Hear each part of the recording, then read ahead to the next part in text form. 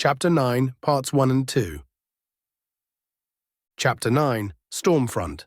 Part 1, Victory Bay Kronus.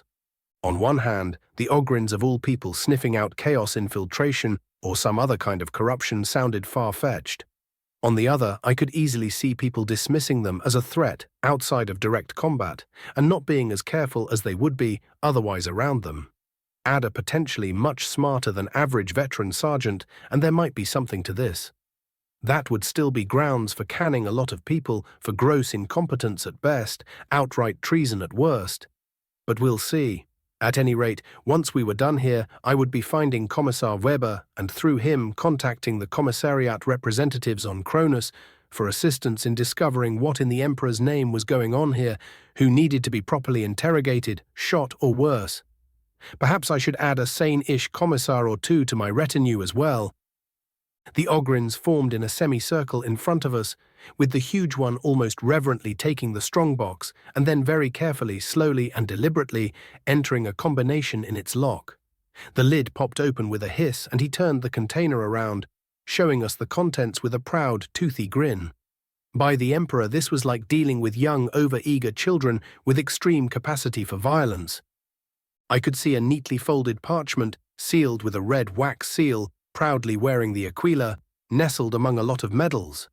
Warily examining the contents through the warp, I could find nothing harmful, which left all kinds of more mundane, yet still lethal threats potentially in play. Yeah, I was growing more and more paranoid by the day. Corporal Santos, if you will, I said, knowing that my suggestion had the power of order behind it. Still, the stormtrooper had a fully sealed armor, and he was certainly more expendable than either me or Antaeus. Yes, Inquisitor, sir. Was that a bit of sarcasm I heard in his helmet-distorted voice? The stormtrooper marched forward until he stood right in front of the Ogryn, looking like a small child with their father towering above them, and pointed at the parchment. The Ogryn, who still hasn't introduced himself, nodded happily and lowered the case so Santos could retrieve the contents more easily. He did so and looked the scroll over, then shrugged and brought it back to us. Private Valencia was beside him in a blink of an eye, scanning the parchment with an auspex. There's nothing particularly harmful I can detect, sir. Well, let's see what the fuss is all about then.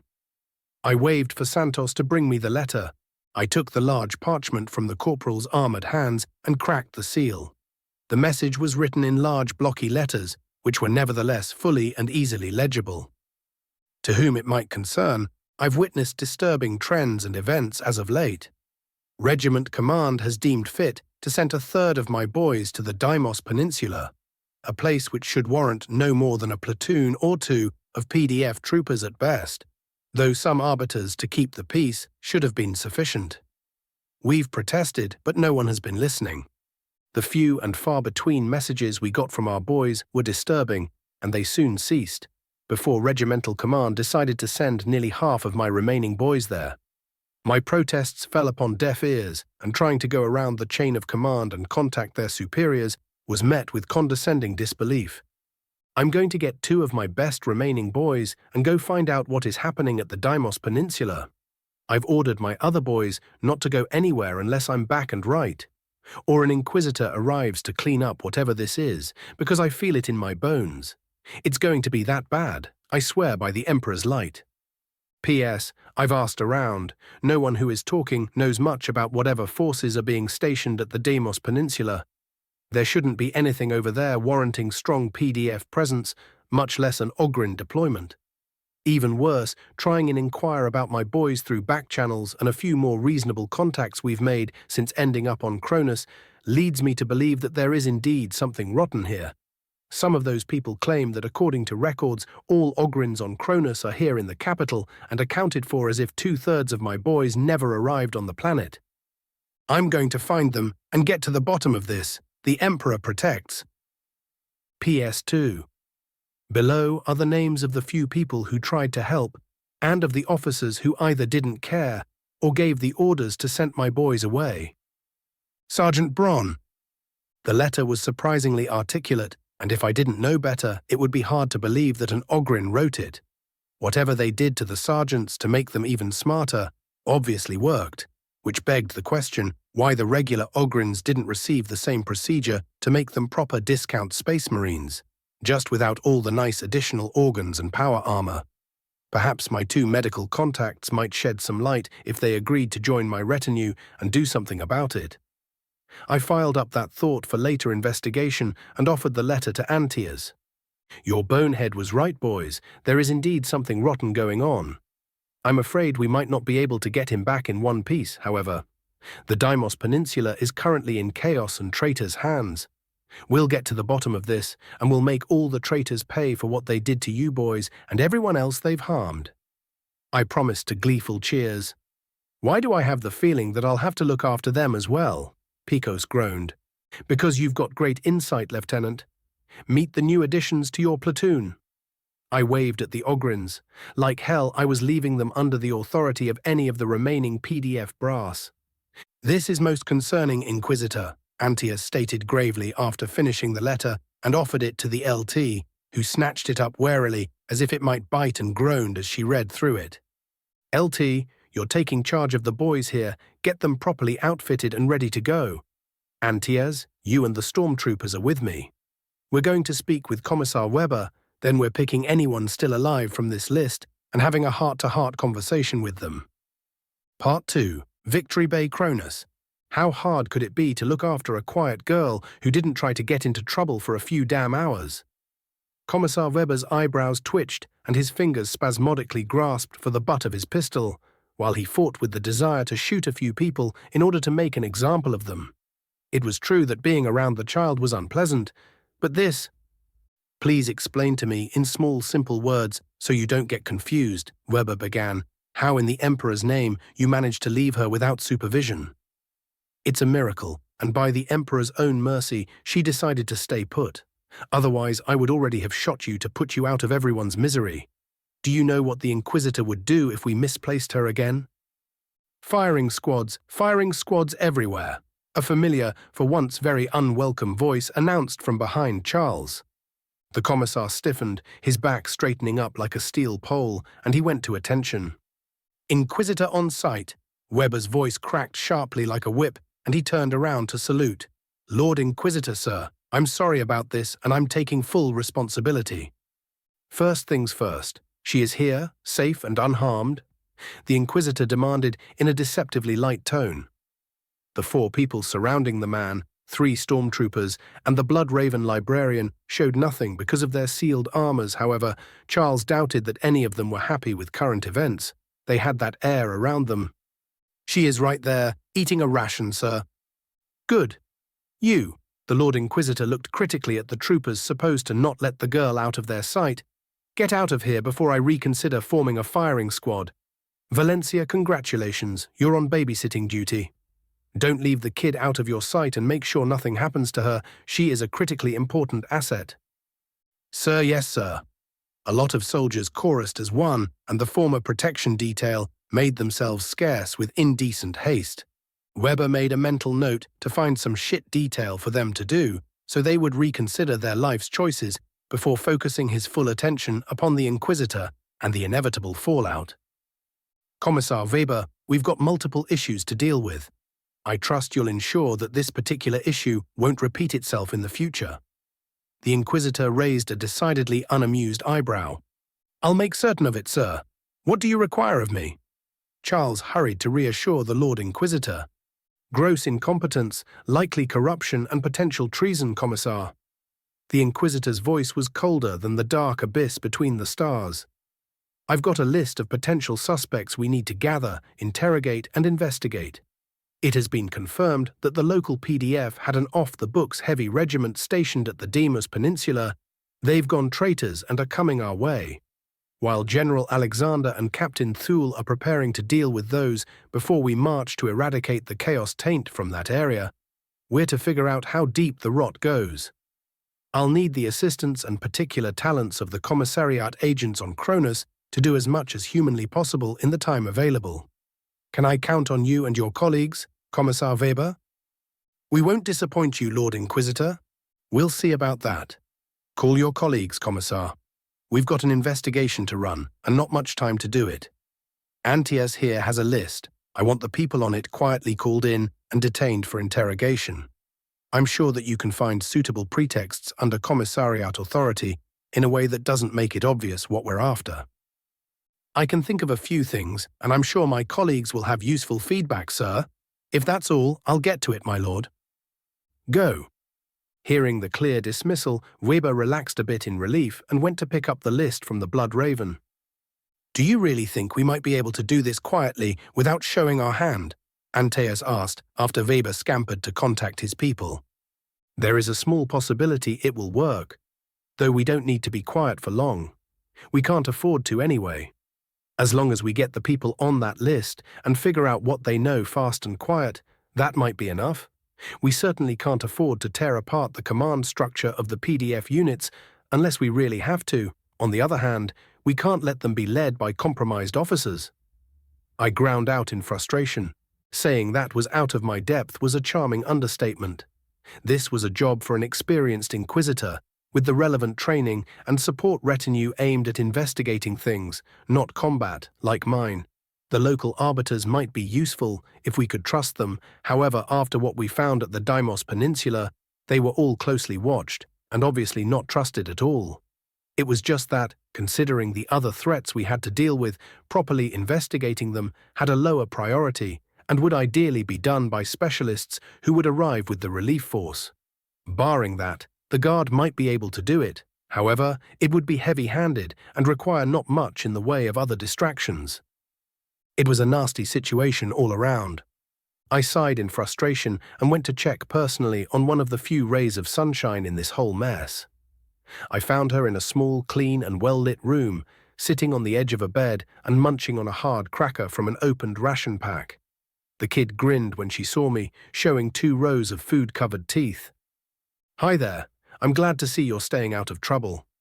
I smiled what I hoped was a gentle and reassuring smile. However, with my disfigured face, I wasn't sure about that. I don't think we'll be able to find your name in any records anytime soon, and you do need a name to call you. I went on one knee in front of her, so our eyes were on the same level. So unless you want to share, we'll have to pick up one for you. She kept staring at me with those huge eyes of hers. However, she kept refusing to utter a single word, which was obviously frustrating. Not talking, are we? When a shadow of fear ran through her eyes, I slowly raised my hands in what I hoped was a placating gesture. Hey, it's all right. You can write if you want, or can for that matter, and if you don't, it's all right. For now, anyway. She shook her head. However, it wasn't clear if it was because she didn't want to write or didn't know how to.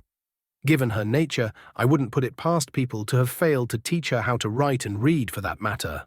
That, combined with her being unable or unwilling to speak, was going to complicate things. However, hopefully, we would be alive to deal with that in the future and find out how to offer her some useful therapy. Perhaps either Lieutenant Picos or Sergeant Graves. If they could stand to be around her without making a mess of it, might help in the short term. In the long run, I wasn't sure what to do. It would depend if there was a long run for me. However, that kind of thinking wasn't constructive, so I did my best to push that option to the back of my mind. Valencia, you can come in now. I stood up awkwardly while the girl kept staring at me. This is Private Valencia. I pointed at the stormtrooper, who armor and all looked even more awkward than I felt. He'll be looking after you for the time being, and he'll be behaving, won't you? I'll be good, sir. That's the spirit. I hope you'll be behaving as usual, won't you? I asked hopefully. The girl stared at me for a few endless moments before nodding and returning her attention to the cracker she was munching on. Chapter 9, Parts 3-4. Chapter 9, Stormfront. Part 3, Victory Bay Kronus. I must give them this much when motivated. The commissars and any troops they could get their hands on could move with surprising speed and skill. They could be as sneaky buggers as well. Their outright arrests and detainment for questioning were few and far between, and came at the end of the sweep too. A few hastily called up meetings about streamlining logistics, discussing the PDF unit's part in the plant to rid Kronus of its traitor infestation. A Q&A session about how the Administratum might better support the war effort without undue disruption of vital production, and others to address local defense concerns among other things. Almost all of them ended up with guard units bursting in, pointing weapons in the faces of people, and not so politely asking them to accompany them so they could answer a few questions. The local Arbiter's HQ, which had been under close observation ever since our return from the Deimos Peninsula, became the unwilling host to an Adeptus Astartes squads, and a platoon of veteran guardsmen, who, backed up by a few tech priests, went in searching for any evidence about corruption and collusion with traitors. In contrast, 5 people ended up sat in reasonably comfortable chairs, while I sat in front of them, with Antias towering above my right shoulder and Santos skulking to my left, hands tightly holding his weapon. My guests were the helpful people noted in Sergeant Braun's list, those who were still alive and able to answer questions anyway. One of them was an armory sergeant from the capital's PDF garrison who had drawn the short stick and had to deal with the Ogryns and their equipment. Beside him was one of the few helpful medicaes looking after them, a pair of administratum drones and a local priest who had been very happy with their faith and was determined to keep stroking its flames high. They were colourful characters too. The armourer was a grizzled veteran who had good experiences serving with Ogryn units and was determined to do well by those now in his charge. He had almost as much metal in him as the average cogboy. Beside him sat one of the 2 women, a tall, reedy thing, with a haughty expression of superiority because she was a 4th daughter of the local minor nobility, who nevertheless was trying not to act like a typical noble, and more often than not, failing miserably, though she got points for effort.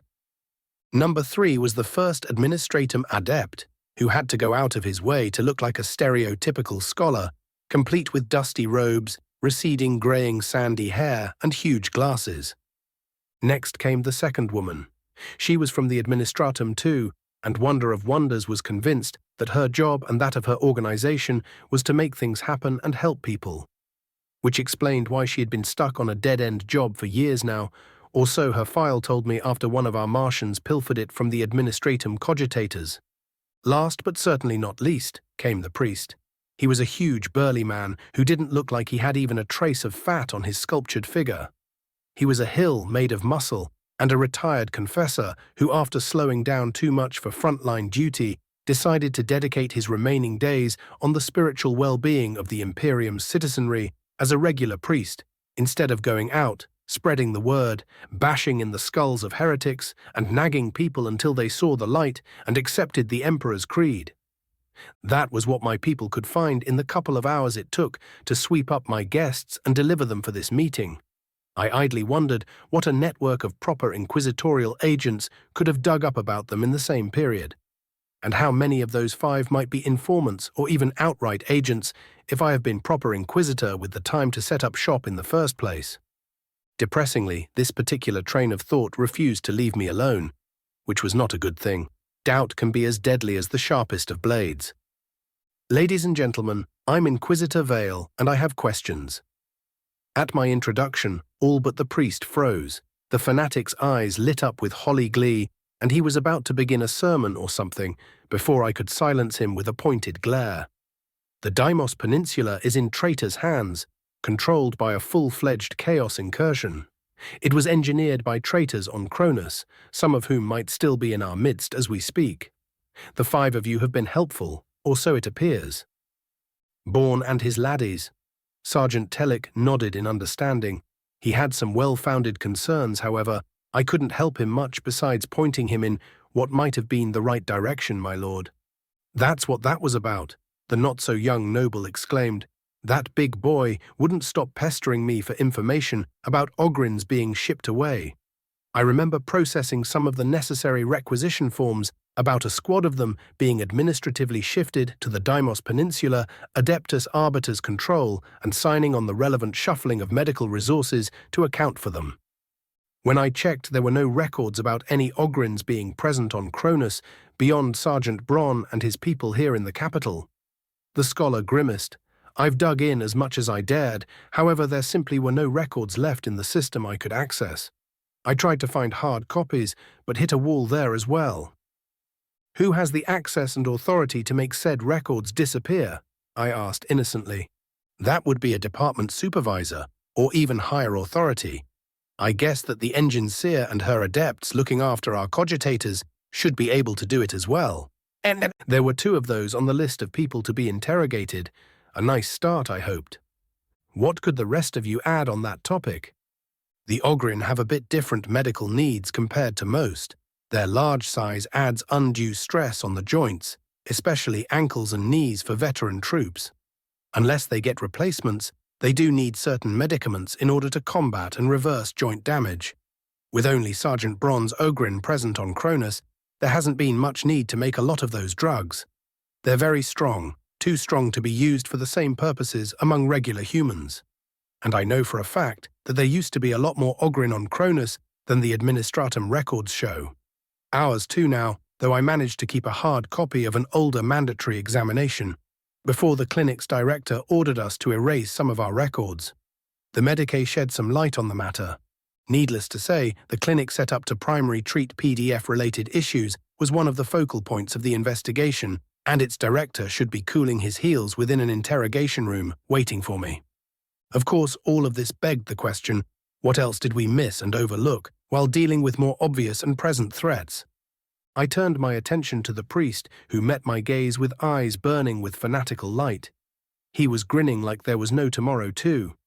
I told him, the Emperor would provide, and here you are, Inquisitor, to make it all right and burn the heretics. That's nice to know. Do you have anything to add? People we should look at and question? I asked warily. I was pretty sure that we should double, perhaps triple check, before rigorously interrogating anyone pointed by the priest without corroborating evidence. Not being pious enough might be enough for him to point us at someone's direction. On the other hand, considering what we were about to face, such burning faith might come in useful. Once this was done, I was going to ask him to pray for us, and if he could gather his fellow priests in Victory Bay and bless our weapons and armor before we headed to face against chaos. Part 4. Victory Bay Kronus. A company of veteran guardsmen stormed the St. Andresta's Blessing Clinic, led by a pair of cold-eyed commissars and followed by a group of fanatical priests, normally attached to General Alexander's command, in order to look after the spiritual well-being of the troops. It was only in the wake of those barbarians that Magos Biologis Charon Beta 31 strode on thrice-blessed and twice-sanctified bionic legs, leading a gaggle of overworked Medicae conscripted from the various guard units. Theirs was the most important job once the guard properly secured the clinic. Figure out if the people working there were merely greedy, mundanely corrupt bastards in need of a transformation into servitors, or if there was something more sinister going on. At any rate, every PDF trooper still alive and technically loyal needed to be examined before command could throw them at the traitors. Charon Beta 31 really should have known better. It was known, if an Inquisitor wanted you working for them, you will work for them one way or another, no matter what you wanted. If you wanted to be difficult about it, your life would become interesting, just like the Magos just found out. Of course, this could all be a coincidence. The odds for it were even good. He could easily calculate them. It didn't matter. The Inquisition probably wanted you to think that way and wonder. Bloody Inquisitors. Charon Beta 31 reached the entrance and stood in front of the white marble building, waiting for the all clear. He could hear all kinds of commotions and shouting from within, no shots so far and no calls for help or uncovered corruption, which was either a very good sign or a very bad one. Time would tell. Meanwhile, the Inquisitor who caused so much trouble for a certain Magos Biologis without even trying had to attend his first proper interrogation outside the carefully controlled facilities of the Academy. The dungeons of the local Arbiter HQ were familiar ones, just lacking all the filth and warp-related taint to make them identical to what we saw at the Deimos Peninsula HQ. Some of the cells here contained many of the high-ranked Arbiters, who were at the very least bought and paid for by the former planetary authorities. Unfortunately, said authorities were currently either very dead, worse, or in line for it, because as far as anyone could tell, any survivors from the quick purge conducted by General Alexander upon his arrival on Kronus had fled either to the Deimos Peninsula or their Tau friends. A rough picture began to emerge as soon as the first interrogations began, and for once we did catch a break, and a mid-ranked administratum functionary began singing as soon as a mean-looking commissar with a roaring chainsword approached him promising to cut a limb or two and then ask questions. The bloody clerk told the interrogators everything he knew, and a lot of things they suspected were nothing more than fabrications meant to keep the commissar and his chainsword as far away from tender flesh as possible. The coward did give us some actionable leads, and before I could even finish my conversation with the actually helpful people on the list, Weber had strike teams moving in to seize more targets and secure locations to be searched for evidence. Glory-seeking, battle-crazy maniac he might be, Commissar Weber was undoubtedly a competent man, one who I was almost sure I needed as a part of my retinue. If nothing else, he apparently had more experience in this sort of thing than the rest of us combined. And that's how I ended up in front of a solid metal door covered with all kinds of wards, scriptures, and holy symbols. A pair of fully armored arbiters from the cleared list stood guard and admitted me after checking up to make sure it wasn't someone or something wearing my face. Speaking about Charles Weber, he was inside, had a cigar held in the corner of his mouth, and was in the process of lighting it up with a handheld blowtorch. "Inquisitor," the commissar exclaimed happily in his inimitable fashion, and spread his hands in welcome, nearly searing the forehead of a richly clothed individual who had the misfortune of being securely bound to the interrogation chair, taking place of pride in the middle of the room. "Charles, my friend," I returned the gesture with what I hoped wasn't a strained smile.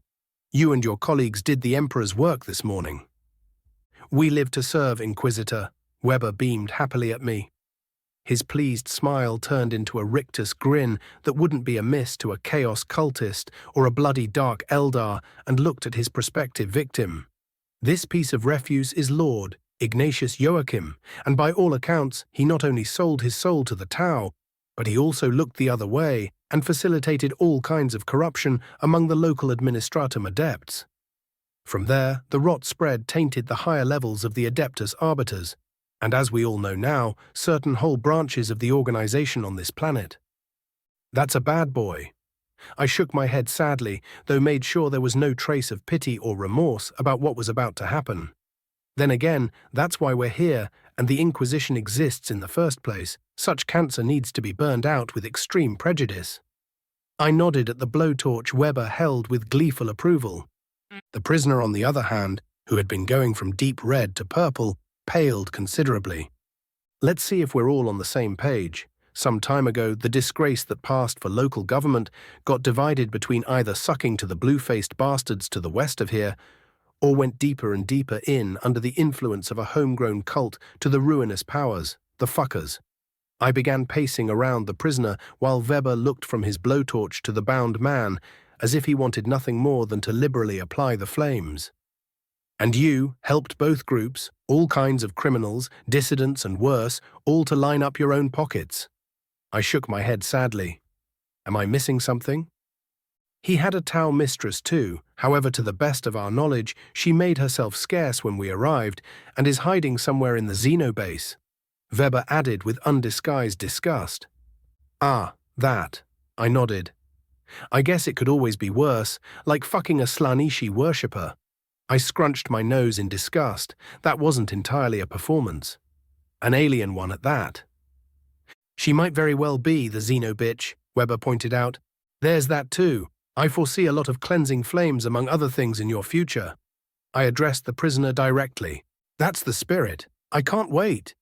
Has he been serving with the Sisters of Battle or the Salamanders before? I wondered. Whatever Weber's not an entirely healthy fascination with fire might wait, and I dearly hoped that this was mostly for the benefit of our prisoner and not his real face, stripped of all masks and pretenses.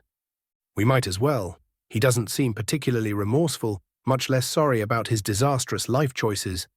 Ignatius here merely looks sorry that he got caught. The prisoner did his best to shake his head in denial. However, as securely as he was bound, all he managed was to strain his muscles to no avail. A taste of things to come might loosen his tongue. Weber mussed aloud and looked at me like an eager kid asking for permission. I walked around the prisoner one last time, then went to the table built into the wall and examined the various wickedly sharp instruments of torture that no sane mind could come with, and picked up something weird with a lot of barbs, clamps, and sharp edges. I turned around, looked at the implement in my hand, and at the prisoner who could barely see me from the corner of his eyes and speculatively raised an eyebrow. This might do, then we sear the wound to avoid him bleeding out. That simply wouldn't do. I nodded in agreement, while a distant part of my mind screamed in horror, while the rest of me didn't see anything wrong at what we were about to do. Chapter 9, Parts 5 or 6. Chapter 9, Stormfront, Part 5, Victory Bay, Kronus. As an Inquisitor, torture was something to be embraced. Applied right, it could loosen tongues, reveal secrets, and of course not only punish the enemies of the Empire, but serve as a deterrent for the endless masses of humanity. Because let us be honest, there were days when it appeared that people were willing to gleefully outdo each other in their race to fall into heresy or the hands of the alien. Further, it simply wouldn't do to get close and really try to get into the head of a suspect or confirmed traitor. That way lay madness, heresy, and a fate worse than death. And it wouldn't do for people to think you are too soft or chummy with your interrogation subjects. Being open-minded, either about their actions or the reasons behind them. Being sympathetic. That was counterproductive at best, endangering your very soul and countless others at worst. An open mind was a fortress, with its doors thrown wide open and a battleship-sized blinking sign inviting all kinds of nasties inside. My trainers were very clear and emphatic about that. Yet despite all that, there was a small part of me more than uncomfortable with my handiwork. Even worse, it kept screaming at me that this was wrong and unnecessary, even when presented with evidence to the contrary. This was a disturbing turn of events, one that didn't increase my chances of survival when we made contact with the Imperium at large. It didn't help that while pain and threats helped disrupt my interrogee's mental defenses so I could ravage his mind, I kept struggling with that damn voice in my head and constant conflict between revulsion and the satisfaction with a job well done. By the Emperor, I likely needed my head examined, and I wasn't looking forward to figuring out what was wrong with me. This simply wouldn't do. I shook my head in a futile attempt to clear it of pesky distractions and looked around. A servo skull floated in a corner of the interrogation room, chattering excitedly in binary burning blessed incense, and most importantly, writing down what I dictated while browsing through Joachim's mind. "Let me see what you wrote," I ordered the servo skull, which chattered unhappily at me, floated back towards the ceiling, and gave off the impression it was possessive of the parchment held within its small metal claws. "Don't give me this shit, the parchment now, or no blessed oils for you for at least a week." The servo skull gave out a piercing shriek of indignation, and I was sure I didn't endear myself with its machine spirit, something it might even complain to the next tech priest it met if it could anyway, but finally complied. I snatched up the parchment before the Mechanicus toy could change its mind and gave it a look over. Everything looked in order. It was written in a neat, precise script that was better than mine ever. I glowered at the infuriating device, which smugly chirped at me and offered the transcript to Weber. "Make good use of this and make sure we get everyone in Victory Bay or its vicinity. We've got our work cut out for us." "I won't disappoint you, Inquisitor," Weber preened at me. "I know you won't. Nice work with that blowtorch. It seems you're fond of using cleansing flames." I asked idly, fishing for information. On this one, I kind of agreed with that grumbling and offended voice in my head. I needed to know if what I just witnessed on the Commissar's part was merely an act, or his true self revealed. "Thank you, sir," Charles preened like a peacock. I had no idea what that was. I needed my head examined post-haste, or better not, because doing so might get me shot, or worse. Then again, not getting it examined when I knew there was something wrong could be worse in the long run. "It's because of my mum. She's a sister of battle and very fond of flamers, inferno pistols, well, everything and anything that can bathe heretics in holy cleansing flames," Weber explained happily. "I remember my first toy. It was a replica inferno pistol Mum put in my hands in the cradle." "Your mother sounds like a good woman," I said while struggling with conflicting feelings over this morsel of information. Well, it wasn't exactly unknown for sisters of battle to have sex, children, and sometimes even marry and have proper families, when not running around burning people for sins real or imaginable. On the other hand, others did live up to being bolter bitches and self-proclaimed brides of the Emperor, as if he would have trouble getting laid if he ever got up from the golden throne and found a bit of spare time. I frowned at that weird tangent my mind went on, vowed to get the Magos biologist to look at my head and anything wrong with it, because for all I knew, I was under the influence of some weird Eldar shit right now. However, first I had unfinished business here. Lord Ignatius Joachim, by the holy authority granted to my office, by his divine majesty, the Emperor, and the High Lords of Terra, I find you guilty of sedition, corruption, conspiring with the enemies of humanity, and enabling their damned agendas. I find you guilty of leading the servants of the Emperor astray, of wasting the Imperium's resources, and of being an insufferable, arrogant bastard. The sentence is death to be carried immediately by yours truly. With the formalities out of the way, I drew my last pistol and shot him between the eyes, turning most of his head into a smoking mess. Well done, Inquisitor. I couldn't have done it better myself. Weber happily announced his approval. Don't you have people to arrest, Commissar? I do, my Lord Inquisitor. Charles saluted and strutted out of the interrogation room, a happy man. Me, on the other hand? I put back my gun in its holster and headed for the clinic being investigated to find my kind of buddy Karam and get my head scanned to the warp and back. A few hours and a ton of reports to read through later, Karam Beta 31 ushered me into an examination room full of all kinds of medical equipment, some of which was much scarier than even the most wicked interrogation implements I found below the Arbiter's HQ. I understand you need an examination, Inquisitor? The Martian sounded disturbingly happy at the prospect. Yes, and now that we're pretty sure this place isn't a hive of cultist activity, but just your average incompetence and corruption, you can proceed with it, I confirmed. As it turned out, this time around we did catch a break, an in-depth, if fast, the examination of the place and a round of quick, for once rather tame interrogations with both chemical and psyker support, confirmed that the clinic's director and half of his senior staff were merely a bunch of corrupt bastards who happily closed their eyes when paid, sold medicine to the highest bidder while writing it off as used to treat troopers, especially the Ogryns, who practically did need a lot of drugs when they needed them at all given their size and resilience. The bastards saw nothing wrong at it because those were only grunts, thus lower than dirt, and the Ogryns were fucking mutants, you see. Well, fuck them all. I did make a brief check carefully using my powers, and the drugged officials offered no resistance, thus confirming the interrogation results Karam and his people got. After that, the outcome was obvious. It was off to the firing squad with the bastards, and I made sure that said firing squad would be drawn from our resident Ogryns, who would be using shotguns at long range. For once, since this damn day began, that infernal voice in my head wasn't muttering off at me. Instead, I got the vague sense of agreement, something that caused a lot of mixed feelings. I explained my issues briefly and succinctly to Karam Beta 31, who towered above the examination table where he had me sit down. A lot of mechadendrites waved happily around while he consulted a data slate. Lay back, Inquisitor. I need to take a few scans of your brain and run a few more tests on your blood to see if the Eldars managed to tag you with something nasty. Despite his synthetic voice, the cogboy managed to sound gleeful at the prospect to play with some nasty alien drug or toxin at my expense. And if we're lucky, it might be something rarer and stranger still, he added happily. And I was beginning to think that taking my chances with not reporting my issues and waiting for the reinforcements to arrive might have been the smarter thing to do. Part 6. Victory Bay, Kronus.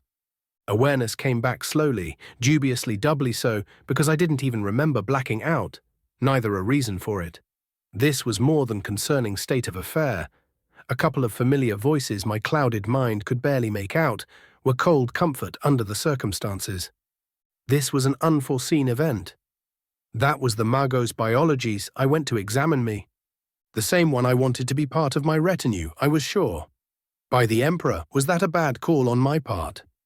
Both hypothesis Alpha and Beta were wrong, in spite of supporting evidence. Was that a whine I heard in the techno-cultist's synthesized voice? We've checked the Inquisitor for chaos corruption multiple times over the past days. He's as clean as any psyker stuck on Kronus could be, if not more. Antaeus's voice boomed, clearly announcing the librarian's displeasure. There's no Eldar influence I could find in his head. Magos, and you're sure he hasn't been drugged? Hypothesis Beta was a logical conclusion. Karom attempted to defend himself, however Antaeus wasn't buying it. Then you knocked out the Inquisitor with drugs just to make your life easier, and so you could examine him at leisure. You know we can all get shot or worse for this, Antaeus thundered. That sounds like a great idea from where I'm lying, I croaked, my mouth running off before I could even think about it. Inquisitor, you're all right, Charles exclaimed, and a moment later his relieved face appeared above me. I've got this place surrounded and locked down right proper. What are you orders? He asked and eagerly looked at something I couldn't currently see. Sit, Rep, I croaked again. Certain parties decided that drugging you for in-depth examination was a good idea, and in the process almost restarted the infighting, my lord, Weber explained hurriedly. We've got a whole mechanized battalion surrounding the building.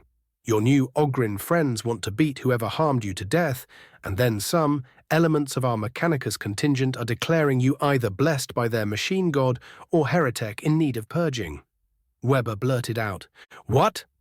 I blinked at him in disbelief. This had to be a bad dream or a hallucination. Someone let it slip out that you might not be in your right mind. My lord, and all hell broke loose as a consequence, my favorite commissar explained with clear exasperation in his voice.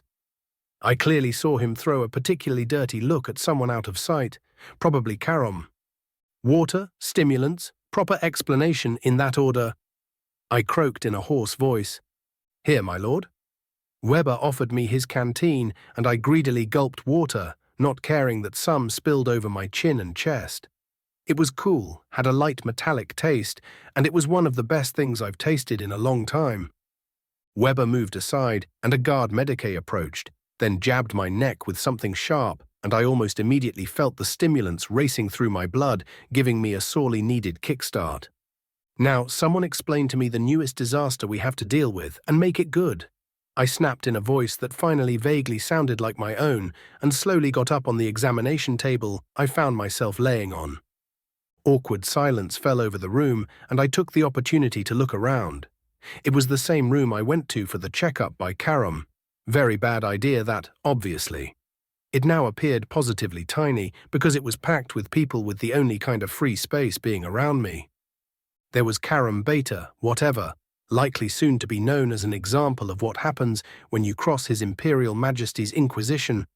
2 more tech priests, and I only vaguely recognized one of them. A whole stormtrooper squad ready for war, and 2 Astartes. Perhaps someone else too, squashed against one of the walls.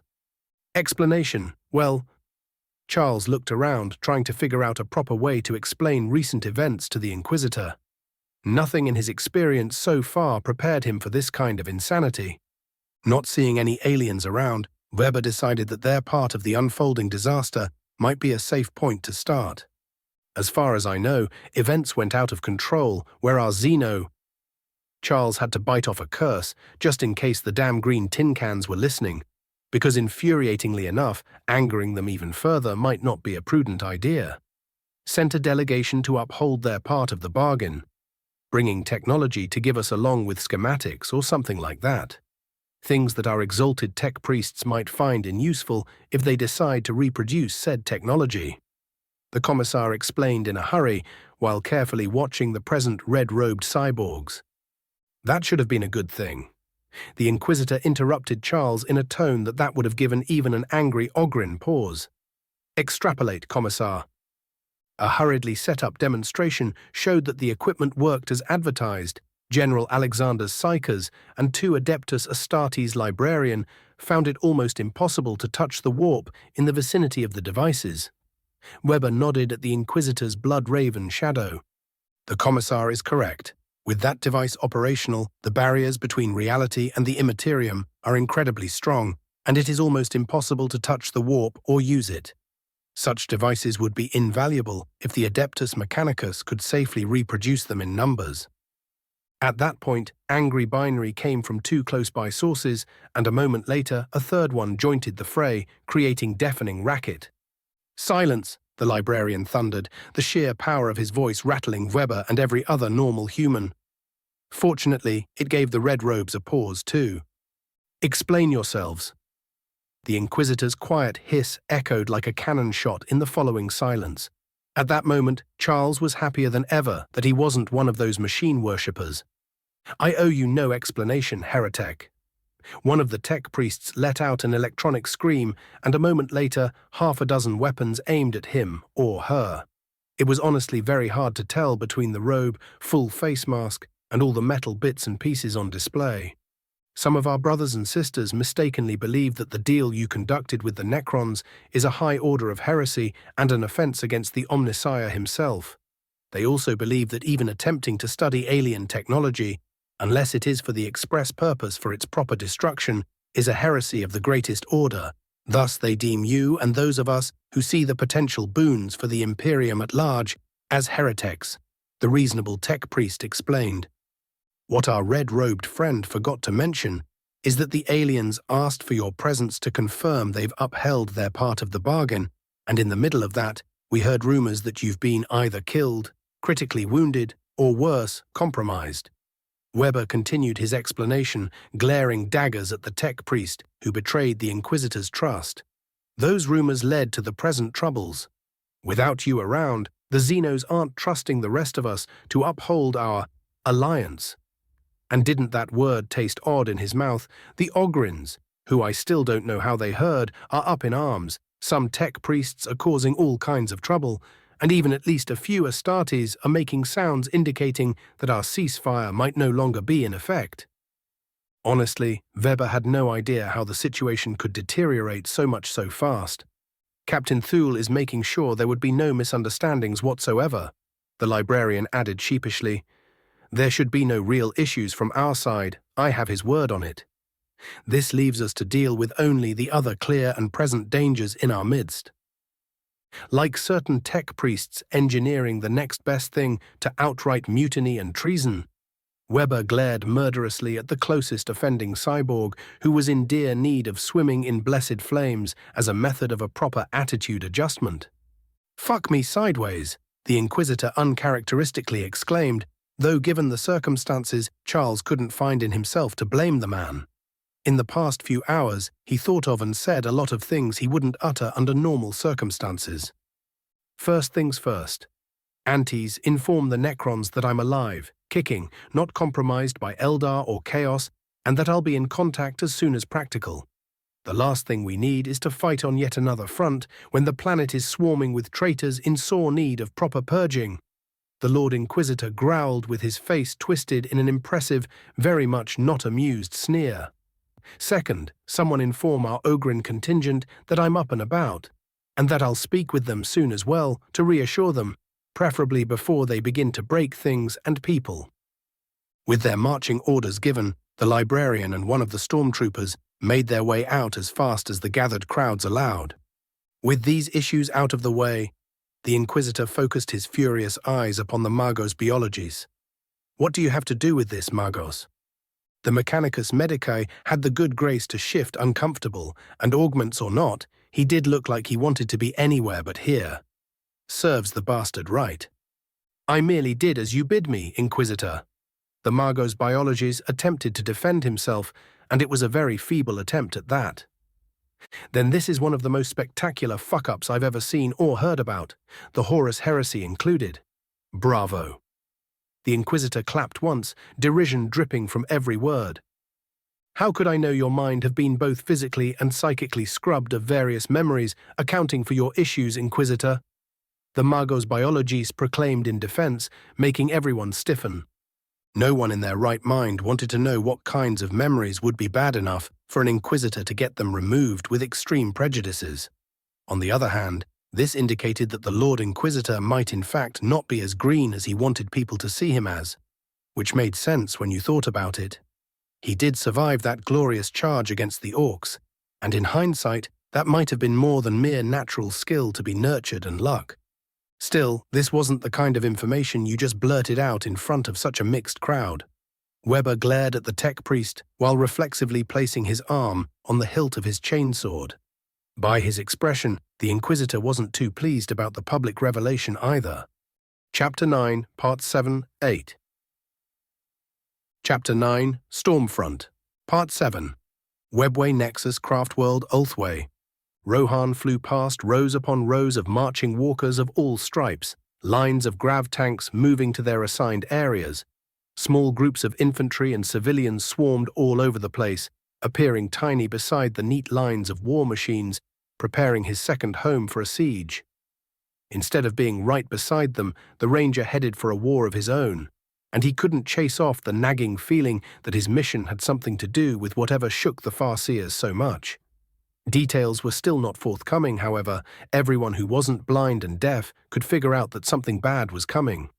There was an oppressive feeling of fear and anticipation in the air, the kind he hadn't felt outside of a heavily contested battlefield, usually not even then.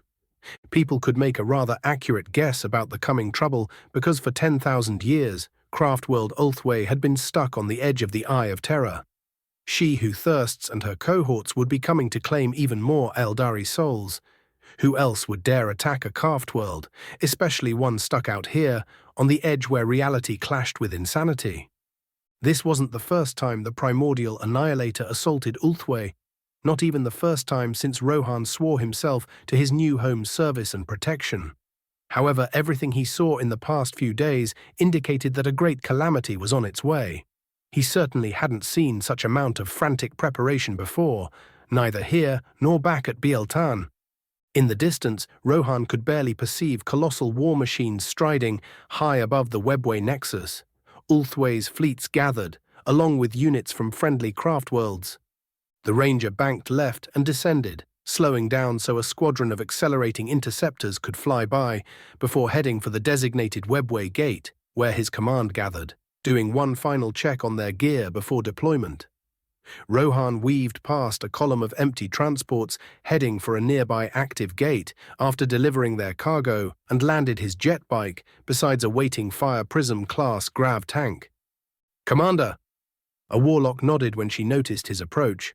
Assault force assembled and ready for deployment. 2,000 Black Guardians, 100 grav tanks and 30 walkers, all heavy on ranged weaponry. It wasn't the largest of forces, yet if utilized properly, it could tie up and take apart much larger enemy formations, given enough time and the right circumstances. Hopefully, it was going to be enough. In that regard, a large proportion of grav platform-mounted heavy weaponry and jet bikes for additional firepower and lightning-fast strikes would come useful. Yet against what Eldrad suspected awaited them on Kronus, Rohan's new command might not be enough. Good. We're deploying now. The primary objective is to establish a forward operations base, figure out the situation on the ground, and if practical, make contact with the Bieltan's remaining combat-effective units on Kronus. Rohan spoke, using his armor's communication system to ensure everyone would be on the same page. Then we should figure out how to disrupt the unmitigated disaster created by those warmongers. That Rohan didn't say aloud. He did note that except for 5 warlocks, one of whom was his second in command, his force was particularly light on psychic support, which wasn't exactly ideal considering what he knew about the opposition on Kronus. At the same time, it wasn't surprising. Ulthway would need all the help it could get if the preparations he saw were anything to go by. More concerning were the possible developments at their destination. Rohan's information about events on Kronus was already out of date, and it would take even more time to get there and formulate a proper plan for tackling the disaster in progress in a way that wouldn't blow up in their faces sometime in the future. Solomace Gallery's Necron Tomb. World Solomace, Trazyn, Necron, Overlord of Solemnace, and more importantly, Archaeovist of the best and most complete galleries in the galaxy, hummed happily while considering how to best display his newest acquisitions, 1,000,000-years-old artifacts from long-vanished species. What made these particular relics particularly interesting wasn't just how unique they were. Their creators created them after obviously studying Necron technology, and when all was said and done, they were anything but crude knockoffs undeserving his attention. It was a real pity he wasn't aware of their existence back in the day, so he could go and visit them in person during their height. Oh, the things he could have picked up for his collection. At the same time, having agents scout the Caligari sector for such delicious morsels was exhilarating, and with the disruptions ongoing over there, sooner or later, Trazyn would have the opportunity to pick up certain different additions to his collection. There were Aeldari, both the craft world subtype and those who did their best to imitate their ancestors from the collapse of their empire, who would make a great addition to the galleries dedicated to the Necron's ancient enemies. There were even some of those fascinating tyrannid beasts running around, ripe for the picking. Truly, Trazyn would never know how he missed the fact that the Caligari sector of space was so interesting. Even better, preliminary analysis hinted at even greater prize hidden somewhere in that sector. And as every self-respecting archaeovist knew, the best treasures laid at the end of an exhilarating treasure hunt. While the Necron overlord was preoccupied with his latest acquisitions, an ancient alarm rang through his mind, irritatingly shattering his revere. Now what? Trazyn grumbled aloud, decidedly not happy with this utterly uncivilized distraction. It took his systems mere moments to clear up the signal while sensibly shunting it through a standalone system before carefully decoding and dissecting it. Distress signals from freshly awakened tomb worlds were anything but common, even if such events have been occurring more and more frequently as of late. Trazyn was about to dismiss it as of no consequence compared to his newest interest, when a different set of monitoring equipment sent a different message. The first distress call had been received and answered by someone else. Now that did warrant a quick check to see if someone else new had awakened and slid under Trazyn's attention, if nothing else. The archaeovist's mind froze for a moment when sensor platforms scattered far away sent more information, and he processed it. Anrakir was wide awake and on the move, something that was out of character back in the day when most Necrons heeded the Silent King's final orders and went into slumber. Anrakir wasn't particularly stable back then, and the irony of that statement was very much lost upon Trazyn. The mere fact that his ancient acquaintance was racing to the rescue of a crippled and unremarkable tomb world was telling. Either Anrakir was as mad as a Necron could get after all those years, or there was something interesting on Kronus that Trazyn didn't know about, and more importantly, might even deserve a place in his galleries. It was time for another expedition then. He looked longingly at the ancient shards suspended in stasis fields and called a few of his legions for another acquisition trip. Part 8. Mariah Coast, Kronus. The Mariah Coast was a deceitful name. While pleasantly hot golden beaches covered the actual coast of the region, inland it was quite different. Technically cooler jungles and wet forest bisected by rivers and salty lakes made for a particularly treacherous and unpleasant area, one which accounted for most of the region. As far as the Imperial forces in the area were concerned, the place was perfect for their purposes. It did help that they were either Astartes, stormtroopers, or the small detachment of Kazakins on Kronus, and every single one of them enjoyed the benefits of properly sealed armors, complete with more or less efficient environmental control. Not sweltering in their armors was a pleasant side effect of the primary function of said systems, to keep them alive in hostile environments and, when practical, decrease their thermal profiles as much as possible. Depending on the enemy they faced, that feature occasionally came in useful. The primary downside of making the ambush in the jungle was the fact that the enemy had spread soon after entering it, moving more like a mob heading into the same direction than a proper military formation on the march.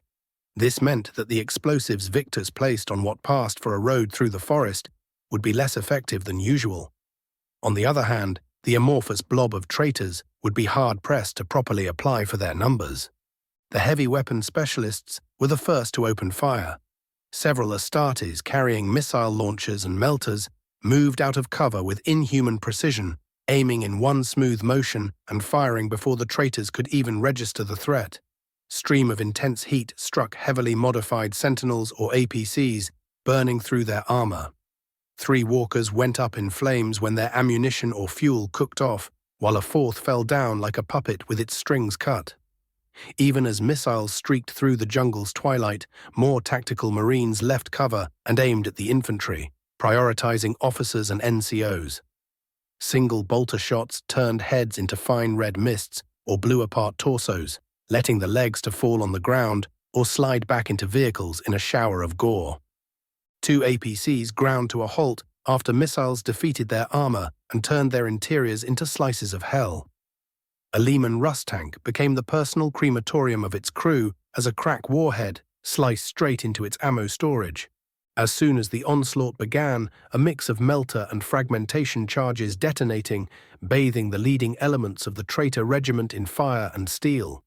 The enemy's reaction was varied.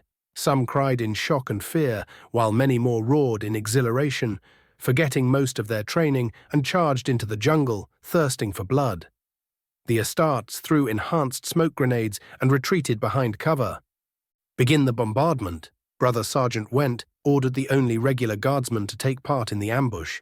It was an unnecessary order, really. However, it was always nice to cover your bases. The mortar teams were 2 kilometers away, set up in small clearings, which provided nice firing sites for their weapons. They went to rapid fire as soon as they heard Victus's charges go off, using a mix of fragmentation, promethium, and crack warheads. A handful of seconds later, mortar rounds shrieked through the air and the second part of the ambush went into effect. Stormtroopers and Cadian commandos struck from their camouflaged positions, hitting the distracted traitors in the opposite flank. It was telling that whatever training and discipline those troops once had, it was not nearly non-existent. Only a handful of them kept their vigil and continued to cover their own sectors once the shooting started. Almost everyone else turned in the direction of the fighting, with many abandoning their disorderly advance so they could race towards the fight. The Loyalists naturally singled out those who remembered their training for their particular attention. Hot-shot laser guns and snipers scythed through the alert traitors like a power blade cleaving through mere flesh. Plasma guns and melters struck the vehicles on the flank, boiling armor and turning fighting compartments into ovens. More sentinels died before they could unleash their significant armaments, while a tank slid to a halt, throwing mud and half-melted tracks in all directions. Its right sponsor gun was gone, its engine was a burning ruin, yet the tough machine was still able to turn its turret at those who dared damage it and opened fire, its battle cannon sending shell after shell into thick clouds of sparkling smoke. The mortars struck then, explosions blossoming throughout the traitors' formation. Corrupted guardsmen went down screaming, others ran without directions, howling in agony while burning promethium did its best to cleanse them. Others were luckier. They were far enough from the blasts, or only crack warheads detonated nearby, so they had just enough time to properly figure out what was happening and in some cases actually remember their training. The traitors roughly redressed their lines in something that might actually pass for a proper formation if you squint hard enough, and launched a ragged counterattack. All the while, mortar shells did their best to break their cohesion. Their vehicles led the way, autocannons, multi-lasers, heavy bolters and battle cannons shaking the jungle, shredding trees and bushes alike. They struck only smoke and 2 particularly unlucky stormtroopers. A handful of shots glanced off Astartes' armor, in one case barely causing the super soldier to stagger before he threw a second smoke grenade and legged it to safety. When the dust settled and the furious counterattack ran out of steam, the traitors found only a single enemy body, a ravaged jungle, and not a single corpse worshipper willing to stand and fight. Some laughed or roared in derision, furious that there was no blood to spill. A few who managed to keep most of their wits after receiving their new god's blessings took stock of the situation and were even less pleased. More than 2 infantry companies butchered to a man. Multiple vehicles were taken out, their advance to the objective slowed down, enemies lurking in the jungle, undoubtedly preparing another ambush, and there was nothing to show for it. Their new commanders wouldn't be happy about this turn of events.